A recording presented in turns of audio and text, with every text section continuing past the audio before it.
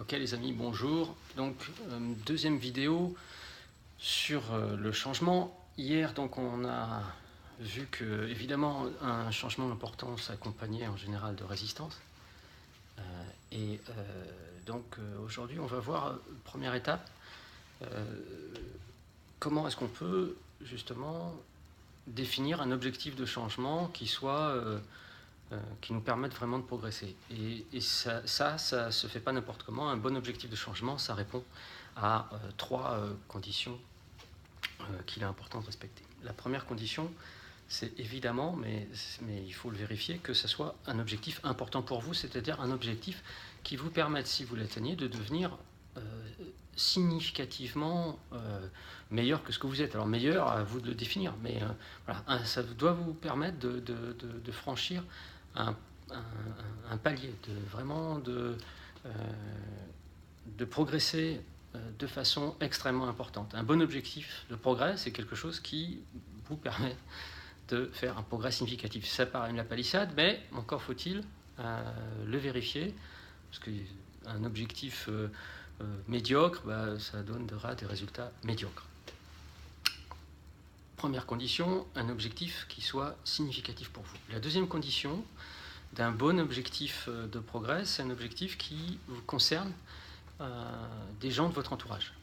C'est-à-dire que vous ne le faites pas simplement pour vous, vous le faites pour vous et pour les gens de votre entourage, que ce soit votre entourage professionnel, mais ça peut être aussi votre entourage perso. Ça, c'est très important parce que le fait que ça implique d'autres gens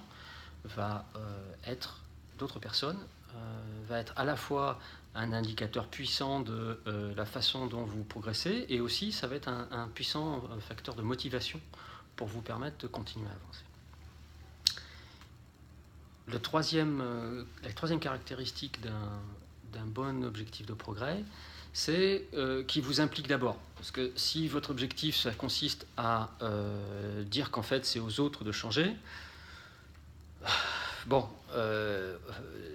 peut-être que les autres vont changer, hein. On peut toujours l'espérer, mais il y a peu de chances que ça se produise, et en tout état de cause, en faisant ça, vous leur laissez les clés du camion, donc vous vous mettez dans une situation qui n'est pas une situation très constructive. Donc la troisième condition à vérifier avant de définir votre objectif, c'est est-ce que c'est d'abord moi que ça implique ? Typique d'objectif de progrès un peu pourri, c'est je voudrais que mon patron me donne des choses plus intéressantes à faire. Oui, enfin ça c'est le truc de votre patron, c'est pas votre truc à vous. Par contre, vous pouvez transformer cet objectif en expliquant que votre objectif c'est de faire valoir à votre patron que vous avez les compétences, le niveau, l'expérience, le potentiel pour accomplir des tâches ou des missions plus complexes et plus sensibles que celles que vous gérez aujourd'hui. Et ça vous concerne vous. Autre exemple d'objectif qui vous concerne pas directement, c'est je voudrais que les autres être moins dérangés dans la journée. Oui, être moins dérangé, est-ce que vous comptez que les autres vous dérangent moins? Est-ce que vous comptez faire en sorte, vous, de prendre des décisions pour faire en sorte d'avoir plus de temps pour vous? Voilà, c'est des petits réglages qu'il faut faire.